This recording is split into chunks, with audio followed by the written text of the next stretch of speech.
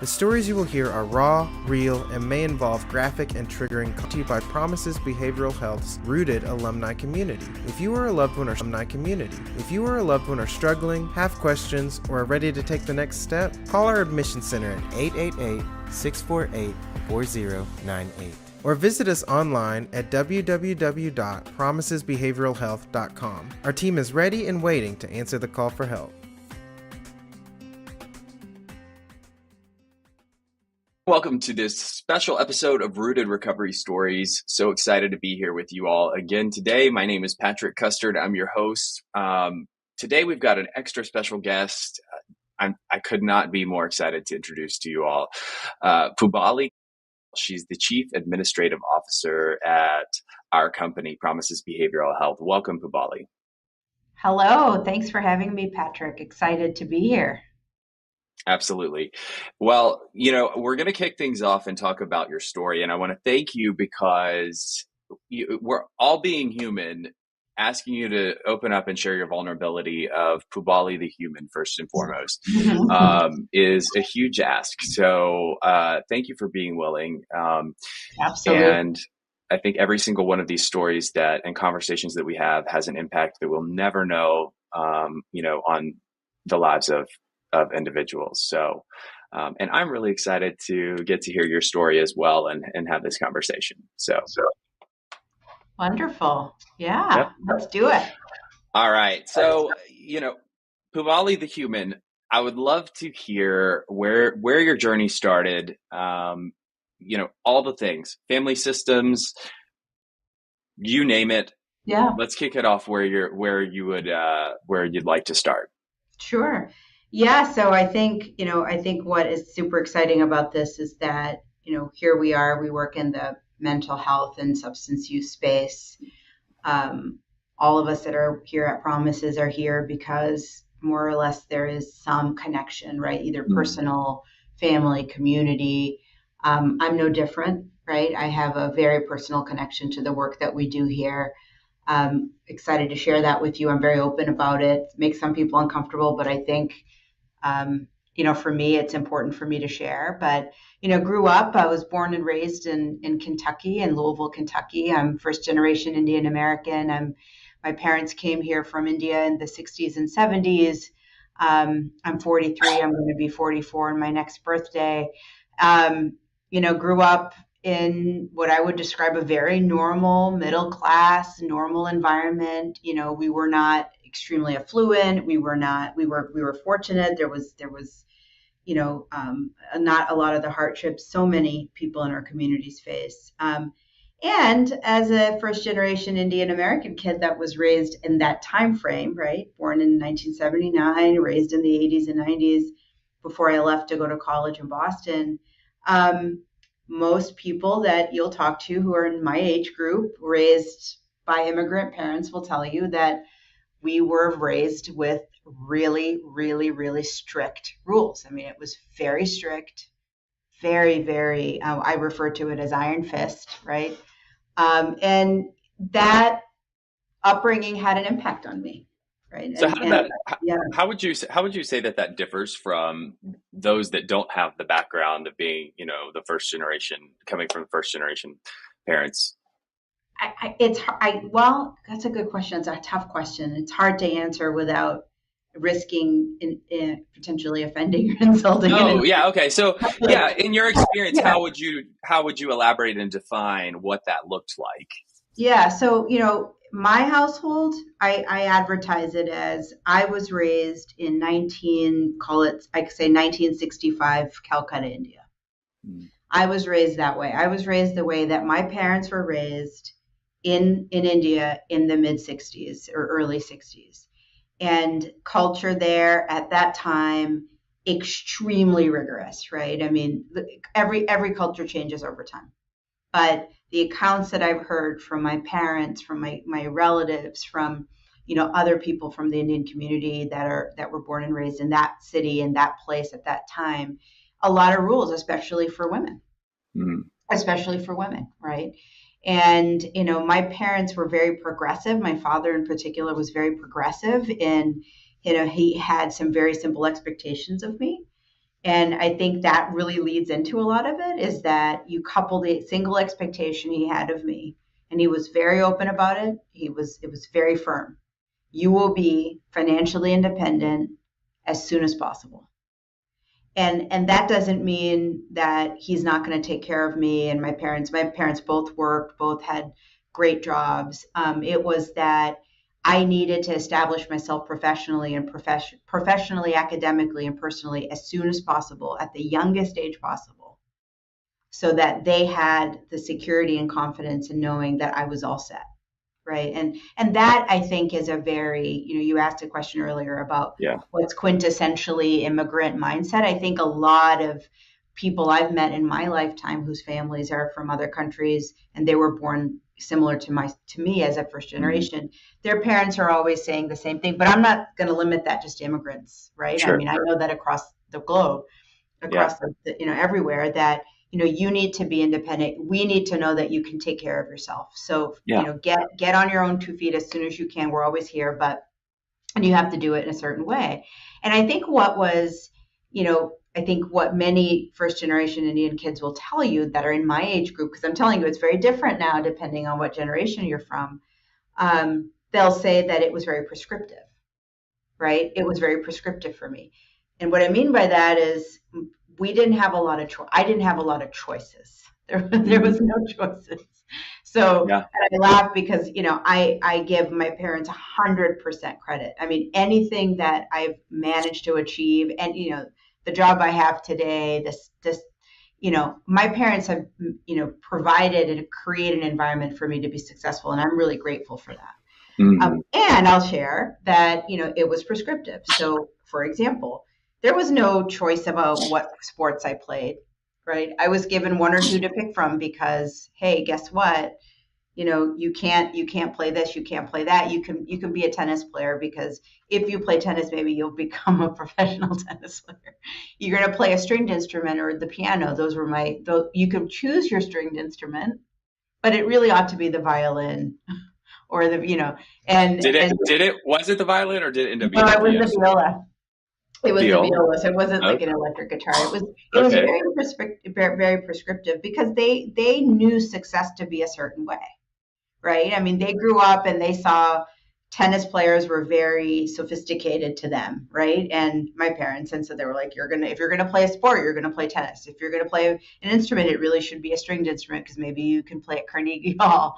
It was very much kind of, whatever you do, you better be the best. And if you're not the best, we're going to have a problem. And I think, hey, there's a lot of people that were raised that way.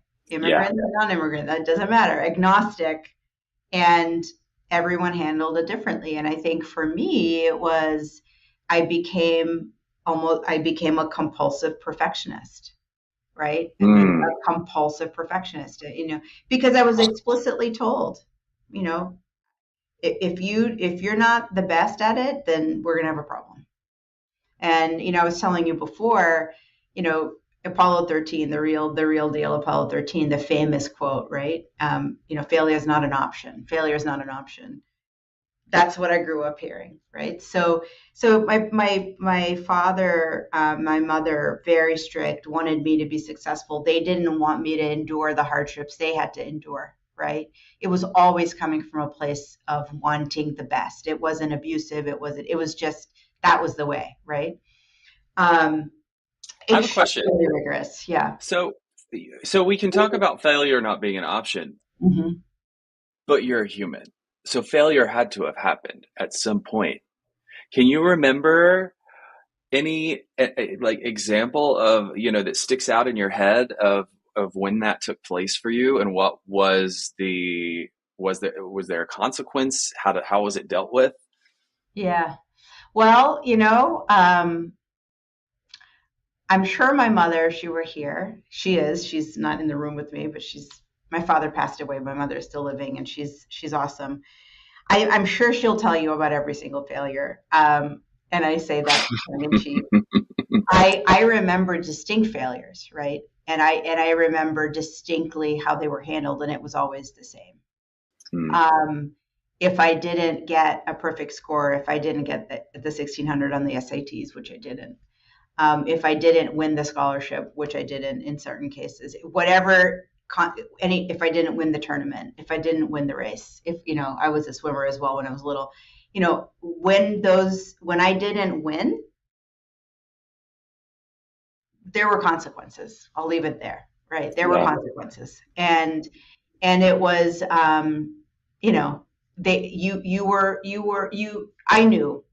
knew, and it was not pleasant. Mm. I'll put it that way. No wonder that led into, as you described, compulsive perfectionism. My gosh, I think that struck a chord with so many people immediately when you said that. I mean, it was, I know where people's heads are probably going, and no, it wasn't like, I was physically, compromised, although there were, but most people will acknowledge that there were components of that. But it was largely, a lot of dialogue about the fact that I was a failure. Right. Well, people have discussions. Yeah. People have discussions all day long about what is appropriate discipline for children. I mean, I grew up in a spanking household. I got one every single day because until I was, I don't know what age, and, at the end of the day, every culture and every family has a different way of disciplining, right? Like to reinforce bringing up your children the right way. But, I think we can all agree that shame and guilt shapes people, a certain way. It does. And, look, the reason we're talking about it, I know it's not, it's not a pleasant thing to talk about. And I keep I keep repeating it because it's true. My father was really the one, right? And so, and listen, I've had a lot of therapy, so I'm very comfortable talking about it. But, in terms of the intent was to have me be almost like a machine where I could endure a lot and still come out on the other side. It took me a long time to understand that that's what the intent was. But at the time, when you're a younger person and you got a 90 or a 95 or a 97, in my case, 99s, and 100 was an option, it was not a warm welcome. It was not a warm welcome. And so you become, and so I'm a parent. I have a 16-year-old daughter. She gets a 99.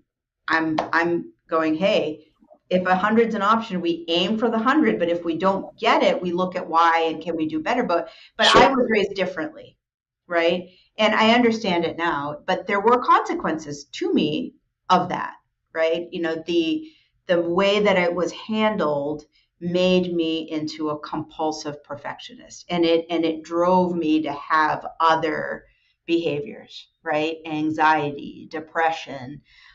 It was crippling. I reflect on it now, and you and I've talked about this, but the culture I grew up in, even though the culture has changed significantly, at that time, my culture believed that mental health was a choice, right? It was a choice for me to have anxiety and crippling anxiety, crippling panic attacks, crippling depression, right? Suicidal ideation. I was a little kid and I remember this crystal clear. I remember this. And I also remember the conversations going, hey, I feel like this, and being told, get over it. You don't know how lucky you are to even have the opportunity, so there was, and again, it's serious stuff. And it had an impact. And so over time, it's taken me, a while to be able to get to a point at this age, and I still deal with it and still struggle with it. It's a journey, just like we tell our patients and our clients. I didn't get help. I didn't have access to treatment because it was a choice. That was what I was experiencing, right? And so the road I ended up going down was a food disorder, very, very serious food disorder, for a very, very long time. And how old were you when that entered your life? I had just finished the 8th grade. when I started. So I grew up, and this was another kind of interesting thing, right? So I was a heavy kid. I was a heavy kid. And yeah, I was a very heavy kid. And to the point where if you see pictures of me when I was little, I've had friends see pictures of me when I was little and go, who is that? I was virtually unrecognizable, when I on the other side of the food disorder, because, you're you're a kid, you're young, you're going through a transition. How many of us look the way we did now that we were 10, 11, 12, 14, 15?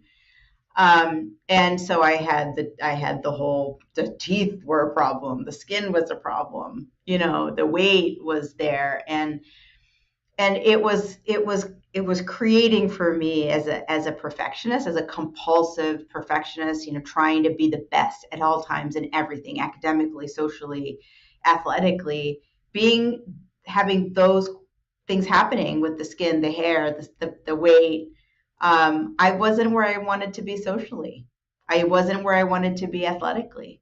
I wasn't succeeding. I wasn't perfect in those areas. I was reminded of that frequently. I mean, it was not like I wasn't perfect in those areas and we were celebrating where things were going well. It was brought to my attention. Let's put it that way. And so, I remember distinctly, I was in the 8th grade. I had just finished the 8th grade. I went to India. We had family there, obviously. I went to India. I got really sick. I got really, really sick in India. And at the time I had braces that were, kind of at the back end of 6 years of orthodontics. And this is old school. Oh my gosh. Not orthodontics. We're talking teeth removed, headgear, the whole 9 yards. And so that was a transformational time. So I remember going to India. I had the glasses, the braces were close to being done. I got super sick. And as a result, I lost a ton of weight. And I got sick, so I couldn't eat and I couldn't keep food down. And I lost a ton of weight, and it was transforming. It was unbelievable. I all of a sudden, people I felt were nicer to me. All of a sudden, I was getting attention. All of a sudden, it was like clouds had parted and the sun had come out, all because I had lost so much weight. And so here I am, right? Compulsive perfectionist, tons of anxiety, working through depression. Now I know. At the time, I didn't know what I was feeling. I know now, after I was diagnosed, after I got help with therapy, this is later, much, much later. Sure. And, I met story not unlike so many of our patients, so many people that we're working with and are listening and watching this, that we've been through this together. So there you go. When you're a compulsive perfectionist and you seek out the things that you're doing really well in, guess what I was doing really well in? I was extremely talented at starving myself. I was the best. I could go days, I could go weeks without a morsel, and I was an athlete. Do you remember the point was there a specific point where you had the insight, where the realization, where you acknowledged to yourself, oh, I have this thing. Mm-hmm. It's this private thing and it's mine. Mm-hmm. It's a tool and it's working for me. It's become the answer to what I've needed that I didn't know that I needed, and it's working. Yeah, I do. I remember three distinct, I have 3 memories, and they're all kind of the 9th, 10th grade time frame. Mm-hmm. The first one is that I remember that I tried this dress on, and I was a little bitty. I mean, at the time I was so thin, Patrick. I was so thin. I was still developing too. So here you are in a teenager's frame, and I'm not a tall person, so. And my mother was so proud. I mean, she was so proud that I was thin. I will never forget it. Like, she was sitting there. She was like, "Oh my God, I'm so proud of you." And it was one of the first times I'd ever heard anybody say that to me. Like, "I'm proud of you." Right. Here I am, top of the top, best of the best academically and in other ways, and instruments and science. But nobody had ever said anything. And here I am, like an anorexic, this big around, and my family's like, "Oh my God, you're beautiful. Look how thin you are." And I'm like, oh, instantly you get hooked on it, right? And then I distinctly remember, and that was a positive reinforcement, right? And then the negative reinforcement, or whatever, the negative two experiences, I was a tennis player. And I remember my coach said, I forgot her name now, and it's going to drive me crazy. This is in high school. And I remember her saying to me, it's obvious you have a problem, and we can handle it in a couple of ways, because you're not able to compete effectively because you're not well, right? And so she said, I can either call the counselor and have them talk to your parents about your condition, or you can sit here in front of me before every practice and eat a candy bar. And this is in the 90s, so I'm sure this is not allowed now. I don't know. But, and I chose the latter, right? Because I didn't want anyone involved in this. I didn't want anyone to stop me from it. I distinctly remember this. And so I would have to eat a candy bar before practice and before matches, before tournaments. Wow. I remember that distinctly. And then the third memory I have, and this is when I started realizing I had a very serious issue. I think I was a little older. I think I might have been either a sophomore at the time, the summer between sophomore and junior year. Or it may have been the summer after my junior year in high school. And I can't remember now, but I remember sitting, it was the summer I was home, and I was standing in front of the fridge in my parents' house. And I distinctly remember standing there looking at, I was starving. I mean, I don't know at that point how many days, hours I'd gone without food, probably a few days at that point. And I was looking at everything to make a sandwich. Some things you never forget. And this is 100% true story. And I remember debating in my mind, like going, if I eat this right now, what am I going to do? Like, how do I make up for it on the other end? I was going through this whole thing, looking at everything. The math. Yeah. Like and I remember while I was doing that, I blacked out. And I know how that sounds. How do you know you did it? I know I did it because the next thing I remember was my father was standing over me in the kitchen. And what happened, and this is what happened because we pieced it together, is that I passed out. I stumbled. I hit my head, the back of my head, on the counter of the sink, which we had a small home and the house was very small. And I must have stumbled back, hit my head, knocked myself out, and hit the ground. And I was out.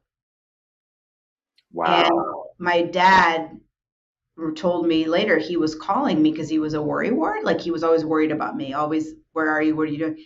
And he couldn't get through. But this is before cell phones. This is in 1995, I think, maybe 1994. And this is before cell phones. This is before all of that. And he couldn't get a hold of me on the landline. And so he left work and he came home because he was worried I was dead or something had happened to me. Yeah. Sure enough, that I think was the point at which the whole family recognized this was a very serious fraud. Because I could have died. I mean, who knows, right? And then I don't remember exactly again, no treatment, nothing like that. But I remember from that point forward, the fact that I had an issue was what we talked about. Like the compliments for the impacts, the weight loss and all of the other stuff, that was no longer, they stopped celebrating it. I distinctly remember that. Right. And then it became something else to be disappointed about, is that I have this problem. Wow. So what was the form of solution at that point? I don't remember. I know I dealt with the issue all the way through college. After college, I've gotten better, when I became a parent. My daughter is older, she's 16, but I think really in the last, I would say 10 years, I've I've gotten a lot better. I mean, like I said, I'm 43 years old. I think I was in my early 30s and got to that point where I go like, at this point it is what it is, right? Right. And, Yeah. and of course by then I had sought help for others. I had gotten help, mental health treatment. I was diagnosed with depression and anxiety. I was put on medication. I improved from it, and then I was seeing a therapist. So I think that the other components helped me get out of it. Although I still, most people here that have worked through any of these challenges will say it's a lifelong journey, right? It's not like you just shut it off like a switch and it's gone forever. You have to work on it forever. So that was really, that was when a lot of this stuff started to get towards, a better place, because I had body dysmorphia, exercise anorexia. So where you exercise because you're trying to undo everything you've done, kind of thing. And of course, if there are food restrictions, I really had to manage that when I was pregnant. And then, I was in my early 20s when, I was a younger pregnant person, right? So I was 25, 26. And I think if that's the math check, somebody will correct me, I'm sure. But it's, I had postpartum depression and I didn't know it. Again, mental health, people don't know, right? You don't know if, nobody around me recognized. It wasn't like I lived in the world I lived. If I was in the world I live in now with all of us here and the place I worked at before here in the same industry, I would have known right away. But at the time, you don't know what you don't know, right? Mm-hmm. And so what happened is that the fact that I had postpartum depression, I had depression my whole life. I had anxiety my whole life. I learned that when I got treated for generalized anxiety disorder and depression, when Madeline, my daughter, was about 2.5 or 3 years old, I got to, I don't want to bore people with the story, but it was just, I couldn't believe it when I first was diagnosed with it. I was offended by it. Right? Oh, that's such a great way of putting it. I was like, what? Like, I'm a successful entrepreneur, which I was at the time. I was, what? Like me? And my physician was just saying, here's what's going on, right? You've dealt with this your whole life. You had postpartum depression. It was untreated. And now we've arrived at this place where you need immediate help. Like, you need to be put on medication. You need to see a clinician. You need help. Otherwise it's going to get worse and worse. So I'm grateful to that physician for that diagnosis. Because it really, I learned at that time the scope at which I was working through these conditions. Now, I learned later it runs in my family. Right. So there's all of the stuff I know now that I didn't know then. Right. Famous last words, right? Everybody's saying, like, if I knew then what I know now, I wouldn't be in this position. But I think about the good that comes of it too. For me, I am where I am today because I had all of those experiences. I got the help I needed eventually.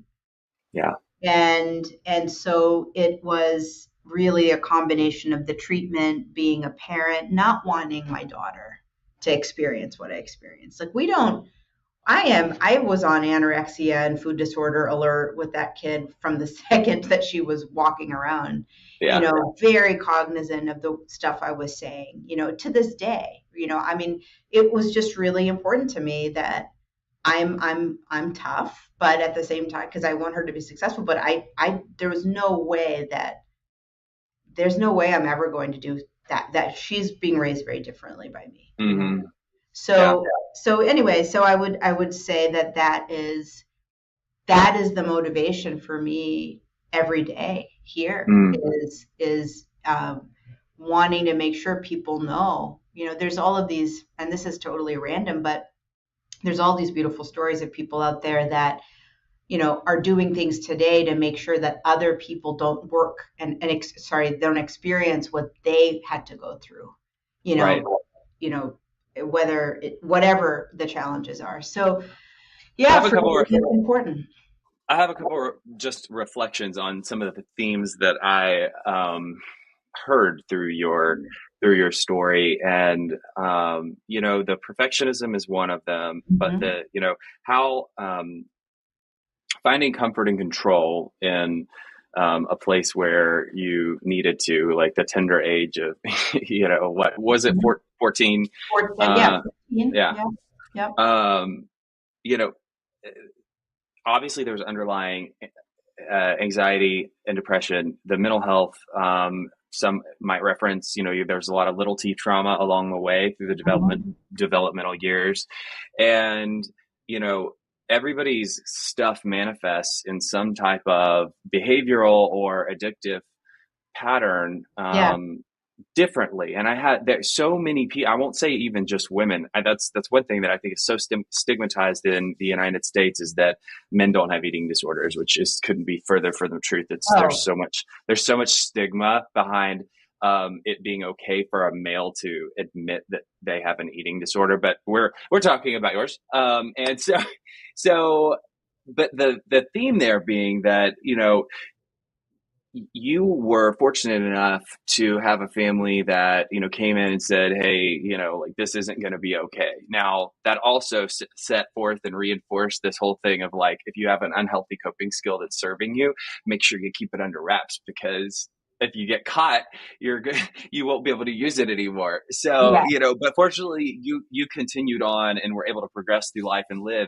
And I have so many people who either come on this show or I talk to through the healing process of treatment, promises later on, that come through our programs, that tell their stories of individuals that are, like you said, middle life, 30 years old, 30s, 40s, going through therapy, addressing the things that caused the harmful coping mechanisms at an early age.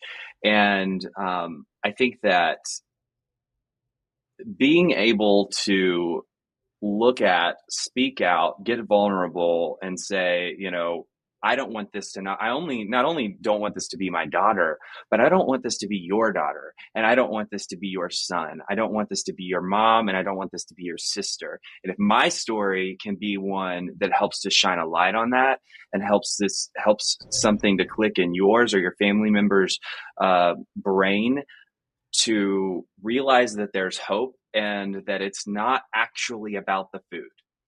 There's so much more Oh, it's underlying. not. Yeah. Oh my gosh. An eating disorder is just, Yeah, it is, it's trauma informed.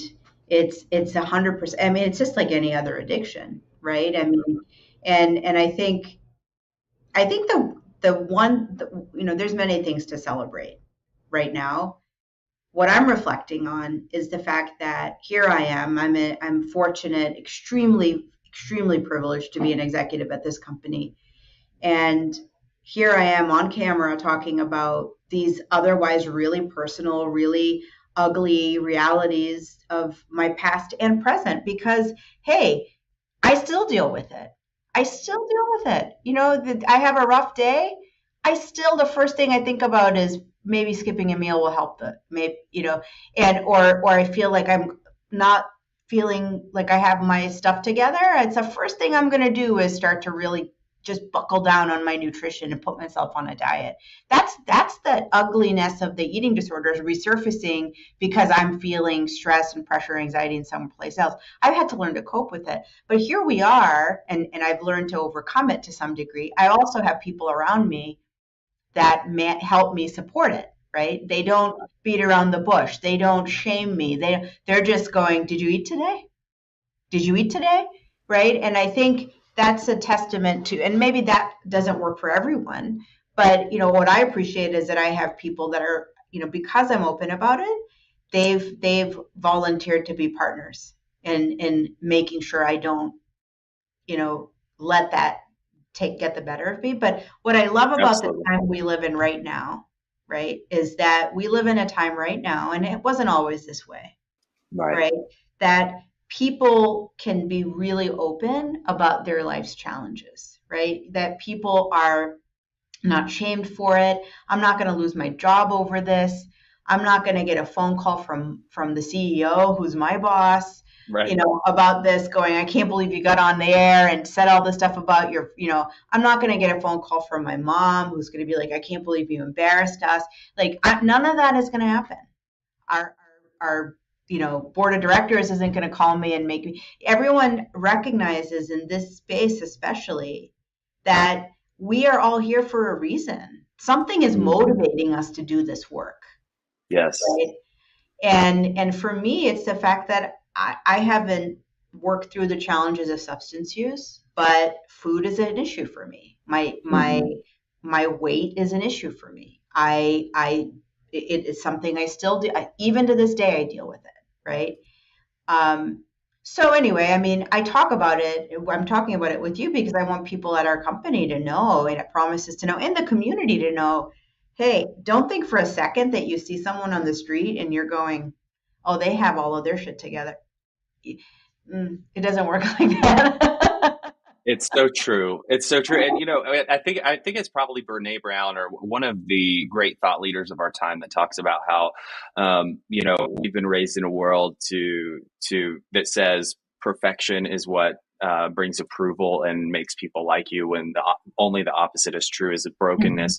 And being vulnerable about our brokenness is what brings us together and fosters connection. And so that's one thing that I think that is a huge theme, not only here on this podcast and our alumni program, but specifically in the Promises Behavioral Health family.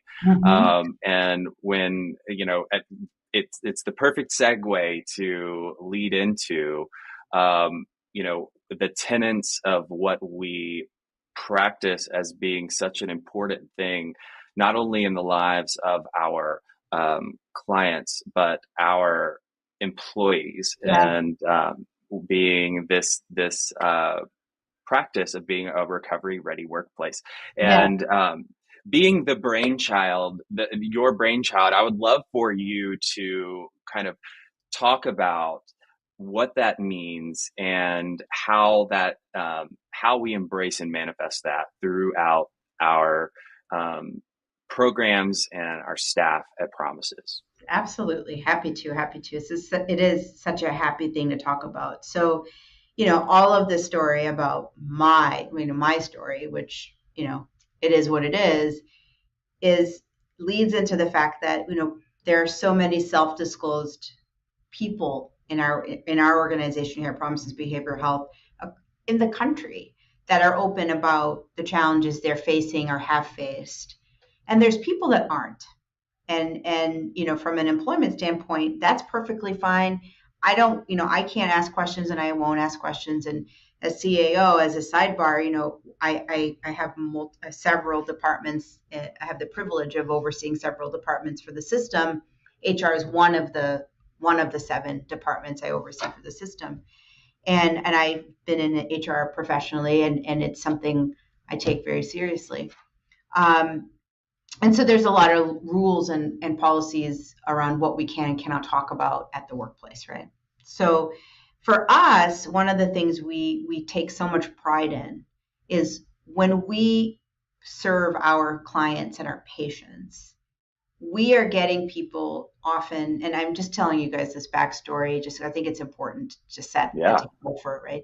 We are getting people from every walk of life possible, right? We are getting people that have PhDs and MDs and MBAs, and our celebrities may be super successful. Talk about perfection. I mean, they've achieved it.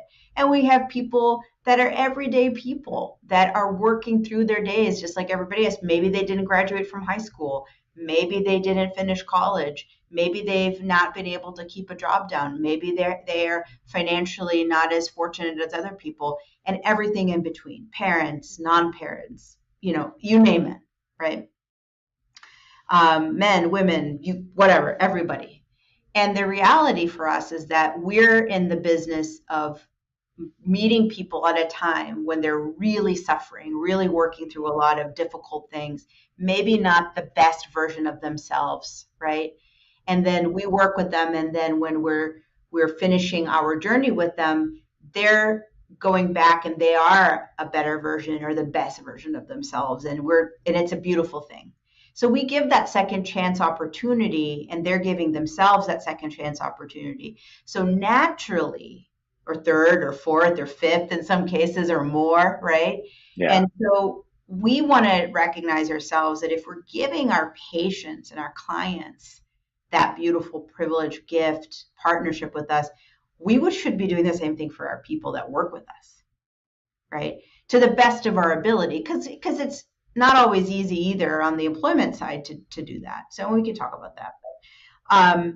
So, we worked together as a team here at Promises to create, first and foremost, and we didn't do it in this order, but now we're presenting it in this order, right? But we have an employment philosophy.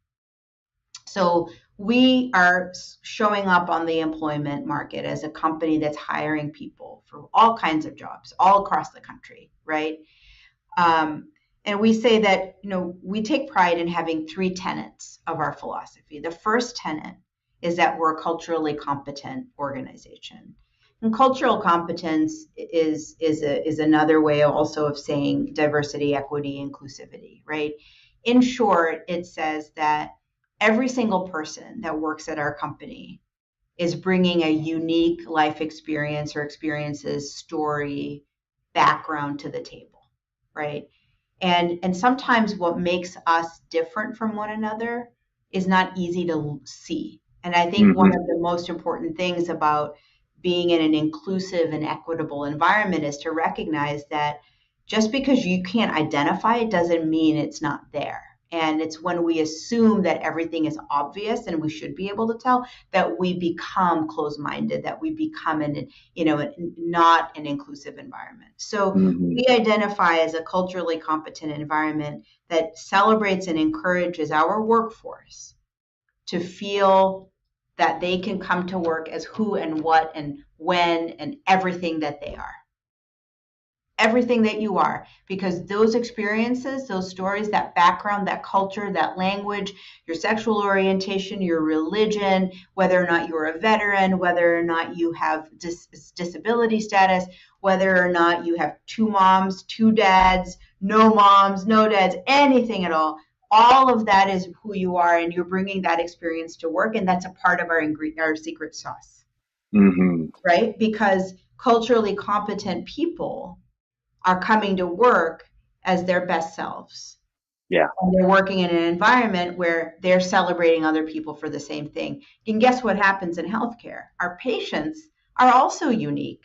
They're also diverse, right? And so our patients are seeing our people are happy. They're expressing themselves as who they are. And so it creates a culture where their patient outcomes are better.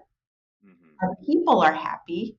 They feel welcome and wanted. And it's an environment that we want to create here.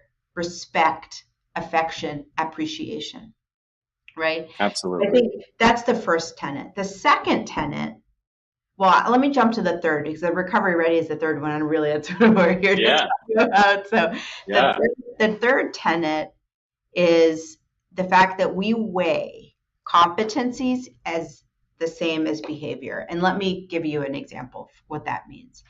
A lot of places, a lot of people say this is what success looks like. Remember, we're talking my personal experience, prescriptive. You are not successful if you are from this list. You are successful if you're from this list.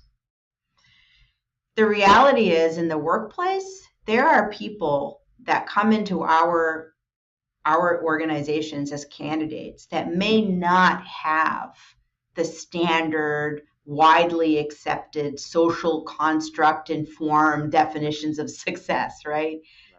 The college degree, the ability to have this license, this, that. And we look at that and say, okay, if the job requires it, that's a different story. But if your job doesn't require you to have a certain prescriptive definition of success background, but you're passionate, you want to work here, you want to make a difference in someone's life, why would we say no? Right? And in short, we look at what the eligibility criteria for each of the jobs are. We decided which ones are a must because it's a credentialing requirement, a licensure requirement. It's something that I have to be compliant, right? I can't have a doctor working here who never went to medical school. I can't do that. But for other positions, I have that freedom. So we have moved into an environment where we've really opened up our eligibility requirements so that they are as wide as possible, right? Does that make sense? So we celebrate passion and drive and ambition, and we can teach the other things, right, to the right person. And I think that's important. Maybe some people will hear that and poke holes in it. Other people will hear that and be like, yay, finally. But for us, it's important, right? Mm-hmm. Because a lot of the people coming to look for jobs with us haven't been to high school, they haven't been to college, and they've been told that unless you have done some of those things, you're not welcome here. Not here, right? Depends on the job. But the piece that we're really here to celebrate is the recovery ready, right? And so let's talk through what that looks like. So, first and foremost, being in recovery or going into recovery is protected. It's just like having any other medical experience or procedure. It's something that we, somebody who chooses to disclose it, we can't treat you differently because of it. It's not allowed, right?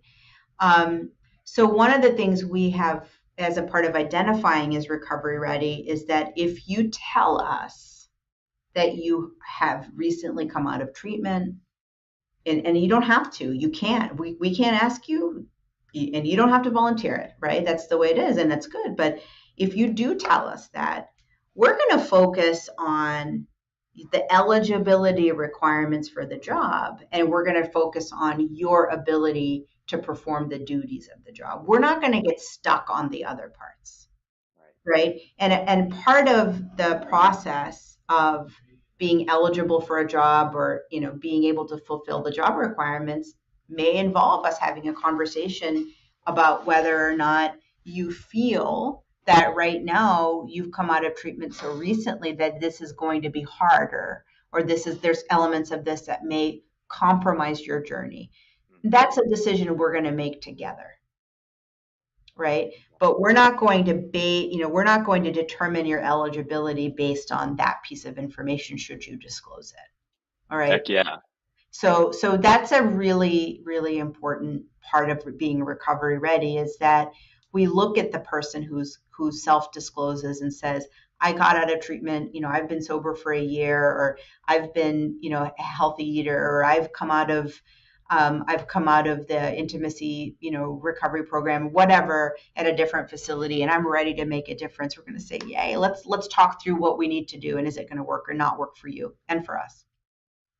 The other part of it is we recognize and appreciate that there will be a point perhaps in someone's journey where they need to pivot. They need to go back into a treatment facility. They need to go back and spend time really focusing on their own journey.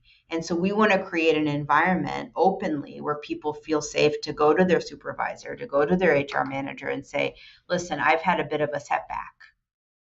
I've been really successful for a really long time in my journey, and right now I'm suffering, or I'm working through some challenges and I need help. So we're working to get that individual outplaced into treatment should they want, and we're going to do our very best to hold their job for them to come back to. Now, there's challenges to that. It's not that black and white. I mean, you have to be medically cleared to come back. There's some structure around it.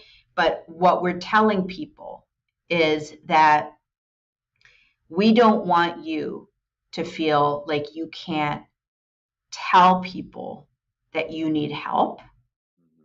We don't want people to hear us creating second opportunities, second chances, third chances for other people, but not for the people that are delivering the care. Right.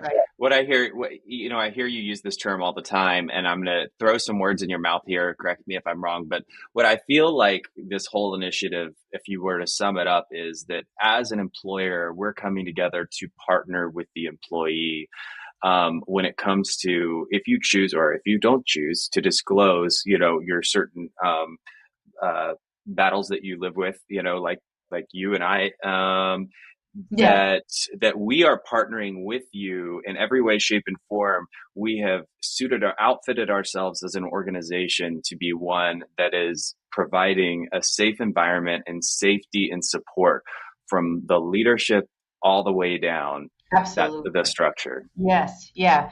Yeah, I mean, we are living in a world today where we've made remarkable progress for equal rights, right? We've made, equal rights across the board for so many different people and what makes them unique and special and different. Um, but we're also living in a world where we still have in an employment environment where we still are working through stigma. We're working through stigma of somebody who, if they go to their employer and they say that they are in treatment, there could be consequences. You cannot do that. It is against the law to do that. But it happens, right? It happens. Or if you're going through a gender reassignment, or if you're going through some sort of, if you're about to have a same-sex wedding, or if you're going through some sort of other, what they would say protected, or some sort of, language which I dislike, but a life experience that is not considered normal. You hate that word. I reject that in social Yeah. constructs. But when you have that person working through that, for us at this company, we want people to know that you work with us. You work with us. You work with us. So if that's something you're going through, how do we keep you supported and successful in your work while you're working through that? Yeah. Right? I don't want you, with all of the stuff you're dealing with in life as you're working through this one life event, whatever that is, I don't want you to then be worried that you're going to get ostracized at work, that your job is at risk, that people are going to be making fun of you, that you're going to get fired, no, no, right? So we don't want that. And we never had it, but we openly reject it. Absolutely. Well, and taking, extra measures to educate and have these open conversations with that. And that's what I was kind of getting at, is that we're continuing to have more and more conversations to break the barriers from your level all the way down, of regularly talking about how do we support, even more, even more, even Yeah. more. And, one thing I get so pumped about is, being the national director of alumni, we have an increasing number of our Promises alumni that have been hired and are currently in the process of getting hired to help come and support the healing process for other people to come through our programs. And just like you said, it's one of the things that makes up such a wonderful secret sauce. If I had not been given the oh my gosh, I think I shared this with you before.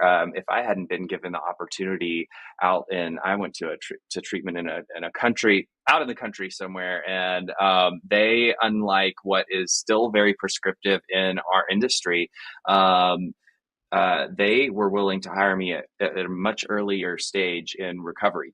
Mm-hmm. And I did well. Took the responsibility, handled it well, and have stayed. I was like, this is for me. I love helping people, and I love helping people in this outlet. And remain, like, I never left. I just continued to move from agency to agency, and so I've never regretted that decision. But I look back and I think, if I hadn't been given that opportunity and I had been snubbed and said, no, you need to have 2 years, or you need to have a year, or whatever. If I had been told no, I don't know what my life would look like today. I don't know. You know what I'm saying? And so I love what we are doing to embrace the people in recovery, not only people in recovery, but especially our alumni, through the Recovery Ready Workplace Mm-hmm. Initiative. Well, I appreciate that. I mean, I am too, right? And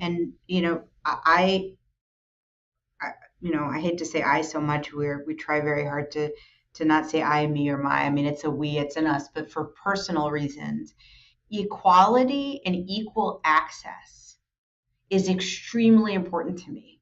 And it has been my whole life. I mean, the same father that was so hard on me growing up, I will never forget it, and very progressive man, ahead of his time in terms of looking at equal rights through the lens of a lot more than what was common at that time, when he was being raised and then when he was raising me.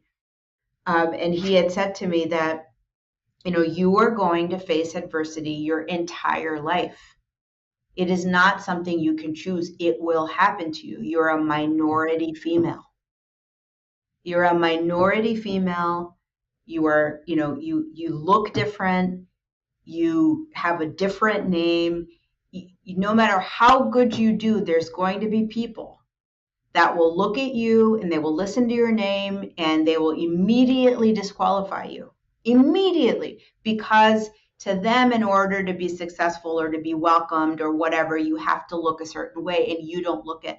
And so as a result of that, and maybe he was projecting a lot of his experiences because it was terrible for him when he came to this country, right? But, and you know what? He wasn't wrong. He wasn't wrong. I mean, I'm a female executive. I'm a minority female executive. That's a podcast in itself. Right. Some of the stuff that, the experiences I've had, but those experiences, yes, the anorexia issue, yes, the mental health, I'm proud of all of that. I really am. I'm proud of it because it's made me who I am. But the experiences of being disqualified immediately because I didn't fulfill I couldn't check a certain box for someone that they decided, like you're going to decide just because of this one thing, I am damaged goods. Like that to me is like I could flip my desk over. Right. And so when I think about the people working through the challenges and overcoming the challenges that they're doing in our centers every day, and they're coming out of that successfully, of course I want you guys to work for us. Like, holy moly, like, think about what you've accomplished, right? Now, the question is, to your point, one person 3 months post-treatment may not be ready to work in the treatment environment. That's a conversation they need to have with us. We need to have with them to ensure their success. Right. But for me to say that at this point in time, you're ready, what? That's the same. For every person. Yeah, for every person, that's the same thing as someone saying, oh, if you were Caucasian or a man, you would be perfect for the job. People have said that to me. I'm just saying. But that's how ridiculous it is. Right? You can see I get really worked up about it. I mean, who am I to say what's right and wrong? There are some, not with this area, but there are some rules and regulations. Like I can't just go and do open heart surgery. I didn't go to medical school. Right. But I get worked up about it because I don't want to live and work in a world where there's a single definition of success. And if I don't meet it, then I have to go stand and go to the island with all of the other, misfit toys. Like I just don't believe in that. Right. It's just so fortunately, this organization doesn't believe in that either. Right. And this isn't new to my time here. It was already like that when we got here. We just had to put things on paper differently. That's all. Absolutely. And and we continue. It's like, just like as a society evolving, we continue to have, I think it's the mindset that I see and continually experience. It's the mindset of being open to continuing to have the conversations of how can we progress in being better and doing better, because we've never arrived at having the final answer. Like, and so I love that that's what, you're referencing is the process of we've just continued to ask ourselves, what can we do more? What can we do better? How can we improve? How can we become more, all of those things. And we regularly do that at Promises. We do. And I think, yes. Patrick, if I may say, I think that one of the secrets to success for that is to create an environment where talking about it is okay. Yeah. Right. Yeah. So, can I give you two examples? So I had two examples that don't have to do necessarily with people who are working through their recovery journey, but both cases had to do with one person was talking about their race and the other person was talking about their sexual orientation. And I loved it, right? Because in the first example, this was at an orientation, a new employee orientation that we host every 2 weeks. And it was a large class. There was probably 16, 17 people in that orientation. And the three officers of the company, so there's a chief executive officer, a chief administrative officer, and a chief financial officer. So the C-suite presents every 2 weeks. We get online for an hour and we meet people. And it's something we truly value and enjoy. And we don't do it because it's cute and it makes us look good. We do it because we really love to meet these brilliant new people joining our company. So this particular example, our CEO, we had some time, and so our CEO opened the floor for some questions. And we had a person get online, and it was awesome. And they identified as someone who was transgender. And they said, I want to know that I'm going to be welcome here. Mm-hmm. And I mean, I was like, if I could have, I would have. I was blown away by so much of that. First of all, the fact that that person felt comfortable and celebrated and just good, good about coming online and asking that question, because that was awesome. That was awesome. Yeah. And the second is that it created an opportunity for us to respond and say, are you kidding me? Like, let's talk about cultural competency and DEI. Mm-hmm. Yes. Right. So I love that we live in that world now. The other example is I was interviewing someone for a job recently in my hierarchy, and the person is African American, and they said to me, I would really like to know that there's other people here that look like me. Right. And you can take out her particular question that was about race, but you can put in anything in that. You can put recovery in that and say, I want to know there's people here that are like me. That is the purest, the most pure thing in the world, is to want to know that you have people around you with shared experience, right? So, and we talked about it, and she was so excited. She's joining the company. And I love that we live in this world that this is something we talk about in an interview. That's awesome. That's progress, so not to go off topic. So for us, it's about all of that, to your point, Patrick. Like in this particular example, we're talking about recovery, right? Mm-hmm. With your roots and with the alumni mm-hmm. program. But that's what I want your listeners and all of you that are listening to this right now going, she talks a lot, which I do, is that, we want you to feel excited about the culture that promises, celebrates for our patients, clients, and our workforce, that mm-hmm. come as you are, and let's work together to change and save lives. It's really that simple. Absolutely. Yeah. For those of you who are tuning in at this point, you've probably noticed, especially our regulars, that we've put a number of lovely ads on our pages and everything, letting you know that we've got a lot of, that we are a recovery ready workplace, and we've got a lot of open positions at our locations around the country, and that we do want you to come work for us. And you'll continue to see those things from our platforms because, of all of the reasons that Pubali has outlined, we embrace different mm-hmm. we to the fullest extent. And so I love all of these things. And this conversation has meant so much to me today, Pubali, and because I love what we do. I love all of the things that we talked about. It hits home for me and so many people I know that are tuning in, listening, and watching.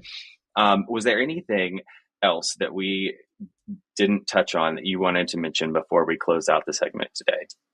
Well, this is the first time I've ever done anything like this. I mean, I've been privileged to do shoots of different varieties, news, new shows, magazines. Yeah. I've never done this before, and I hope in my efforts to be inclusive in my descriptions and passion for inclusivity and equity, I hope I haven't said anything that makes me sound like I'm exclusive. So I hope people will keep me honest. But I think that, for me, the message is that, we get farther as an employer and as an organization. We go farther when we look for what makes us the same. We go farther when we work together to find the commonalities and what our shared passions and motivations are. And we are so proud. And then we celebrate what makes us different, and we get curious about what makes us different. And we create a healthy environment to talk about it. Right? That's right.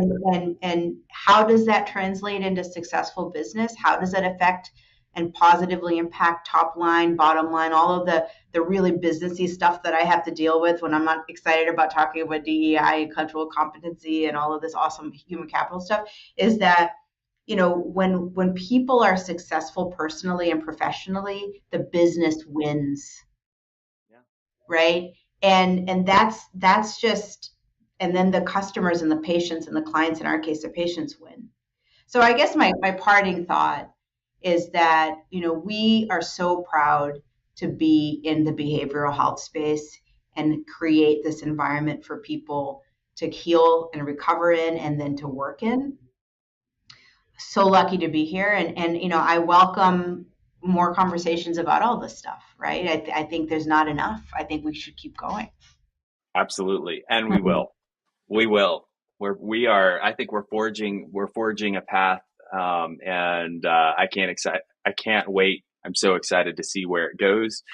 And, with that, I will close out our segment how I always do, reminding everyone that it is never too late to start loving yourself, and you're only one decision away from a completely different life.